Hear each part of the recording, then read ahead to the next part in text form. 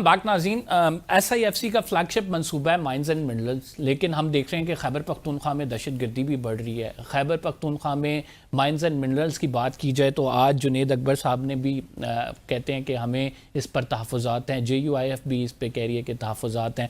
تو اگر چاہتی ہے اسٹیک ہولڈرز چاہتے ہیں کہ یہ منصوبہ آگے بڑھے، یہ منصوبے کے حوالے سے کام ہو، یہاں پہ پاکستان میں انویسٹمنٹ آئے، کمپنیز آئیں، وہ یہاں سے جو ہے مائنز اینڈ منرلز ایکسٹریکٹ کریں، تو کنسنسس بھی بہت ضروری ہے. کیا یہ کنسنسس ہو پائے گا؟ حافظ حمداللہ صاحب سے جانتے ہیں. دیکھیے بات یہ ہے، آئین پہ عمل ہونا ہے یا نہیں ہونا ہے؟ ہونا ہے بالکل. یہ جو آئین ملک اور ریاست کے درمیان، یہ آئین بھی ایک دستاویز ہے جو انہوں نے عوام اور ملک کو آپس میں ایک دوسرے کے ساتھ جوڑ کے رکھا ہے. ملک کے اپنے حقوق ہے، اپنے تقاضے ہیں ریاست کی، اور عوام کے اپنے تقاضے ہیں. کیا عوام کے بغیر اس ملک کی کوئی حیثیت ہے؟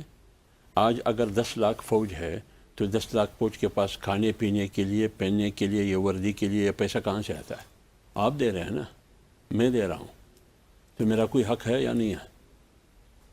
مجھے تو زندہ رہنے کا حق بھی نہیں ہے. میں تو زندگی کی بھیک مانگ رہا ہوں. میں کہتا ہوں مجھے نہ اسپتال کی ضرورت ہے، نہ پانی کی ضرورت ہے، مجھے روڈ مت دو، مجھے بجلی مت دو، مجھے گیس مت دو، میری زندگی مجھے دو. میں غیر محفوظ ہوں، لیکن پھر بھی مجھے دہشت گرد کہا جا رہا ہے. ایسے قانون بن رہے ہیں، جس دن میرے سر پر ہاتھ رکھا گیا کہ تم دہشت گرد ہو، اسی دن میں دہشت گرد ہوں. 90 دن کے لیے مجھے اٹھایا جائے گا، میں اس کو کسی کورٹ میں چیلنج بھی نہیں کر سکوں گا. یہ کس قسم کا قانون ہے؟ آپ نے مائنس کی بات کی. آئین کا میرے خیال 172 آرٹیکل ہے اس کے، یا میں بولنا چکا ہوں، اس میں آپ دیکھیے عوام کا اس میں کوئی حق ہے یا نہیں ہے.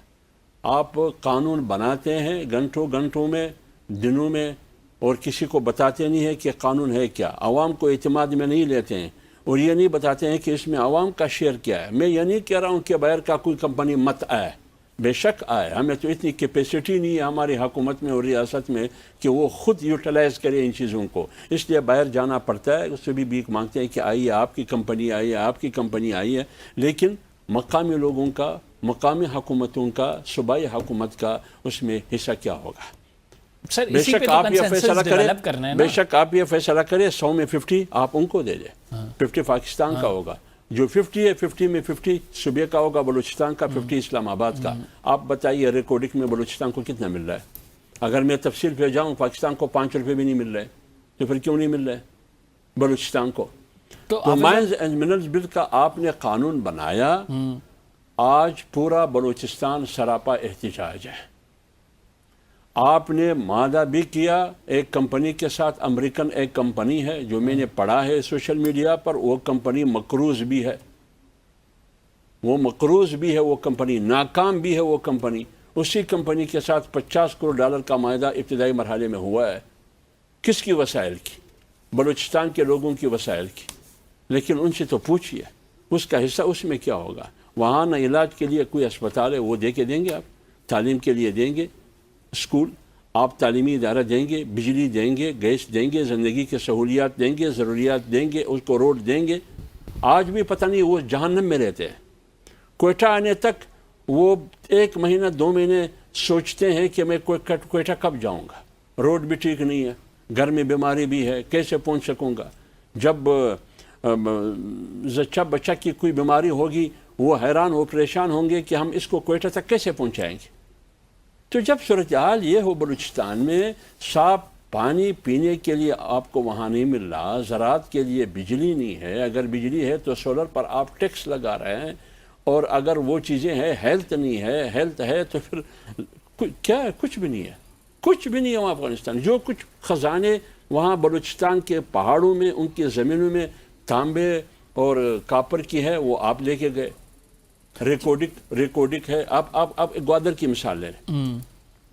گوادر یہ سی پیک بغیر گوادر کے ممکن ہے؟ نہیں ممکن ہے. اگر آپ کا بس ہوتا تو آپ سی پیک گوادر بھی اسلام آباد میں لے کے آتے، لیکن نہیں لے آ سکتے ہیں نا، یا لاہور میں لے کے آتے یا لڑکانہ لے کے جاتے. تو جب سی پیک گوادر کے بغیر نامکمل ہے تو $70 ارب آپ کو چائنا دے رہا ہے. مجھے بتائیے 1 فٹ موٹر وے مجھے بتا دے بلوچستان. بلوچستان کے حالات کی بات کہ کریں، جب صورتحال یہ تو لوگ پھر کیا کریں گے؟ خیبر پختونخوا کے حالات کی بات کریں، دہشت گردی بھی پنپ رہی ہے، کنسنسس بھی پولیٹیکل پارٹیز کے درمیان نہیں ہو رہا، اسٹیک ہولڈرز اور حکومت کے درمیان بھی ہم دیکھ رہے ہیں گیپ نظر آ رہا ہے گورننس کو لے کے. آپ کیا سمجھتے ہیں اس سارے مسائل میں؟ تو پاکستان گرا ہوا ہے، عام آدمی کا نقصان ہو رہا ہے، سیلاب آیا، سیلاب کے بعد ٹماٹر 290 روپے کلو پہ پہنچ گیا، ابھی سبزیاں اور مہنگی ہونی ہیں. کس طرح سے چلے گا یہ سسٹم آئندہ 5 سالوں میں، آئندہ 2 سالوں میں؟ آپ کو کیا صورتحال نظر آ رہی ہے؟ جی مجھے تو جو مین چیز ہے نا، دیکھیں یہ ایک آفت آئی ہے، اللہ نہ کرے کل کو کوئی اور بھی آ سکتی ہے، ان مسائل کا سامنا کرنا پڑتا ہے، یہ دنیا کا ایک معمول ہے، یہ چیزیں ہوتی ہیں. سوال یہ ہے کہ آپ کی تیاری کیا ہے اور آپ اس کو اچھی طرح سے نپٹا رہے ہیں یا آپ کو کچھ نہیں پتہ اور آپ ہکے بکے اس کے سامنے لیٹ گئے اور بس جو حالات پیدا ہوتے ہیں وہ ہوتے چلے جائیں اور آپ کچھ نہیں کر سکتے. سوال تو یہ ہے. اور آپ جو جس چیزوں کی طرف اشارہ کر رہے ہیں، اگر ہم نے بہت ساری چیزیں اپنے بر وقت درست کی ہوتی، یعنی پوری دنیا کا یہ معمول ہے کہ مقامی حکومتیں جو ہیں یہ فرسٹ رسپونڈر ہوتا ہے کسی بھی آفت میں، چاہے وہ بجلی گر جائے کہیں پہ یا وہ فلڈ آ جائے، زلزلہ ہو، کوئی تعاون پھیل جائے، کچھ بھی ہو، ان کے پاس دنیا میں جو مشینری ہوتی ہے، جو انتظامیہ ہوتی ہے، جو ان معلومات ہوتی ہیں، جن کی دلچسپی ہوتی ہے اس کام میں. دیکھیں میں ایک ڈپٹی کمشنر ہوں، ابھی 2-3 اے سی نکال دیے ہیں نا، تو میں کہیں جاتا ہوں، میں نے 3 مہینے رہنا ہے، میں جانے میں راضی ہی نہیں تھا، میں وہاں سے دن رات اپنے رشتہ داروں کو فون کر کے وہاں تبادلہ کروانا چاہوں گا، تو فلڈ کے لیے میں جا کے ناک رگڑوں گا. میں تو کہوں گا اچھا یار میں یہاں سے جاؤں، میں تو ادھر جانا ہی نہیں چاہتا، میرا تو گھر لاہور میں. تو آپ مجھے پھر بتائیں کہ جب تک آپ مقامی حکومت نہیں بنائیں گے اور آپ ون مین شو رکھیں گے، کیونکہ آپ نے وہ بنانی ہے، وہ جو سوشل میڈیا کی فلمیں ہوتی ہیں اور وہ دکھانی ہے، ایک بناوٹ سی دکھانی ہے کہ آپ بہت سخی ہیں اور آپ بہت ماشاءاللہ کمالات کر رہے ہیں، اور کسی وزیر کا نام، آپ کو کسی پنجاب کے وزیر کا نام آتا ہے، کسی سیکٹری کا نام آتا ہے؟ کسی کا نہیں. بس وہ ہر چیز جا کر کوڑا کرکٹ کا مرتبان ہے تو اس کے اوپر بھی آپ کی تصویر ہے. اگر وہ کوئی اور بھی اپنی مدد کرنا چاہ رہا ہے اپنے تحت تو اس کو بھی کہتے ہیں کہ آپ بھی یہی تصویر لگائیں گے، چاہے وہ اپنے پیسوں سے کر رہے ہیں. یہ کیسی بات ہے؟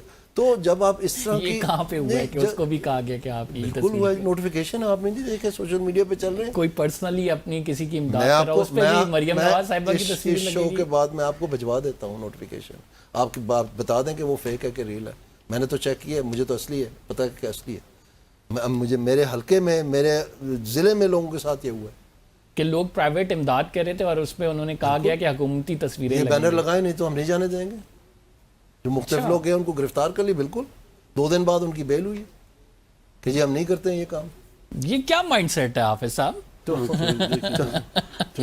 ایک منٹ میں آخری جملہ آپ کو کہنا چاہتا ہوں، جو اس میں جو صورتحال ہے کہ آپ یہ ساری چیزیں جو غلط کرتے جا رہے ہیں اور جب کوئی اس کی نشاندہی ہوتی پھر آپ کہتے ہیں کہ جی اب ہم کیا کریں. اب ہم کیا کریں؟ یہ کوئی راکٹ سائنس تو ہے نہیں، پوری دنیا میں نظام چلتے ہیں، یہ ہم کوئی علیحدہ ملک تو نہیں ہے. چائنا جاتے ہیں تو کہتے ہیں جی ہمیں چائنا ماڈل چاہیے، ملیشیا جاتے ہیں تو کہتے ہیں ملیشیا ماڈل ٹھیک ہے. ابھی جاپان گئے ہوئے تھے تو انہوں نے کہا جی ہمیں جاپان ماڈل چاہیے. تو ابھی جب چین گئے ایک صاحب تو واپس آئے تو پتہ چلا کہ شنگھائی الیکٹرک بھاگ گیا پاکستان سے، انہوں نے بسرا بوریہ لپیٹ لیا. دوسرے صاحبہ وہ جاپان گئی ہیں، واپس آئے تو پتہ چلا یامہا نے اپنا بستر بوریہ گول کرے. یہ تحفے دے رہے ہیں، جس ملک میں جاتے ہیں ادھر اپنا کاروبار بند کر دیتے ہیں. اب یہ آپ کے سامنے ہے، میں کیا بولوں اس کے بارے میں. یہ کلوزنگ ریمارکس کی طرف آتے ہیں، 2 منٹ ویسے بھی رہ گئے. حافظ صاحب ہم نے سارے ایشوز ڈسکس کیے، ہم نے کہا کہ ملک کا بیڑا غرق ہوا ہوا ہے، ہم نے کہا کہ یہ ایشوز ہیں. اگین سوال یہ کہ اس سسٹم میں ہم اور آپ بھی آتے ہیں، JUIF بھی آتی ہے، آپ کا اسمبلی میں جانا بھی آتا ہے، ان کا بطور عوامی نمائندہ ابھرنا بھی آتا ہے. آج نہیں کل دوبارہ ملک میں الیکشنز ہونے ہیں، تو کیا پھر آپ کو جب اتنے زیادہ مسائل ہیں پھر آپ کو کہنا چاہیے کہ نہیں، اگر اس سسٹم میں اتنی خرابی ہے then I won't be the part of this system. دیکھیے میں ایک بات عرض کر لوں، اصولی بات، جب ایک آدمی عوام کے ووٹوں سے منتخب ہو کے اسمبلی آتا ہے تو وہ اپنے عوام کے لیے، ان کی ضرورتوں کے لیے، ان کی مجبوریوں کے لیے روتا ہے. جب ایک آدمی کو یہ یقین ہو کہ میں عوام مجھے ووٹ دے یا نہ دے لیکن لانے والے کوئی اور ہے، آپ بتائیے وہ روئے گا عوام کے لیے؟ عوام کے حقوق کے لیے وہ آواز اٹھائے گا؟ نہیں اٹھائے گا، نہیں اٹھائے گا. تو آج کی اسمبلیاں یہی ہے، وہ عوام کی نمائندہ اسمبلیاں نہیں ہیں. آج کی اسمبلیاں وہ جہاں سے آئے ہیں، یہ لوگ انہی کو خوش کرنے کے لیے بیٹھے ہیں، اس لیے کہ آئندہ پھر وہ ہمیں لے کے آئیں گے، تو آئندہ پھر وہ لے کے ہمیں آئیں گے اسمبلیوں میں تو وہ اسی کو خوش کریں گے. تو 25 करोड़ आवाम को कौन खुश करेगा? तो उनको कौन 18 मुतमईन में भी करेगा? यही सिस्टम था, 13 में भी पीटीआई 18 में क्लेम भी कर रही यही थी कि था, यही सिस्टम था। 18 में भी यही था, 24 में भी यही था। अगर ये लोग इसी तरह करेंगे जैसे होने जा रहा है, मैं आपको यकीन से कहता हूँ ये खाकम बदहन, ये पाकिस्तान कभी भी नहीं सुधर जाएगा, कभी भी ठीक नहीं होगा, ये लिखे। लेकिन अगर आप आवाम को राय करने का हक नहीं देते हैं, बोलने का हक नहीं देते हैं, कमजोरियों की निशानदेही का हक नहीं देते हैं, वो अपने गरीब आवाम के लिए रोने का हक आप नहीं देते हैं, जबान दबाने की कोशिश करते हैं, उनकी आवाज़ दबाने की कोशिश करते हैं, जबान काटने की कोशिश करते हैं, फिर आज मुझे बताया आवाम के लिए फिर कौन आवाज़ उठाएगा? अगर आप आज सच बोले, यहाँ आप सच बोलते हैं, मैं नहीं कहता हूँ कि आप झूठ बोलते हैं, लेकिन अगर आप पूरा सच बोले कल आप इधर नहीं होंगे। पाकिस्तान में नाज़रीन आज़ादी इज़हार राय का मसला है, यहाँ में कोई दो बात नहीं है, दूसरी राय नहीं है। पाकिस्तान के मसाइल भी बहुत ज़्यादा हैं। इन मसाइल के हल के हवाले से हमने गुफ्तगू की कि क्या होना चाहिए इन मसाइल का हल। पहले तो हमें अपनी गलतियाँ तस्लीम करनी चाहिए, इनको रिकग्नाइज़ करना चाहिए और आगे बढ़ने के लिए प्लान होना चाहिए। और प्लान बड़ा ज़रूरी है। प्लान बनते हैं लेकिन उन पर अमल दरामद नहीं होता। कुछ हमारी अपनी कमज़ोरी हैं कि हम चाहते नहीं हैं इस सिस्टम को ठीक करना। बहरहाल फ़िलहाल के लिए इतना ही। कंबर ज़दी को इजाज़त दीजिए, अगले प्रोग्राम में आपसे मुलाकात होगी। दोनों मुअज़्ज़ज़ मेहमान गिरामी का शुक्रिया। अल्लाह हाफ़िज़।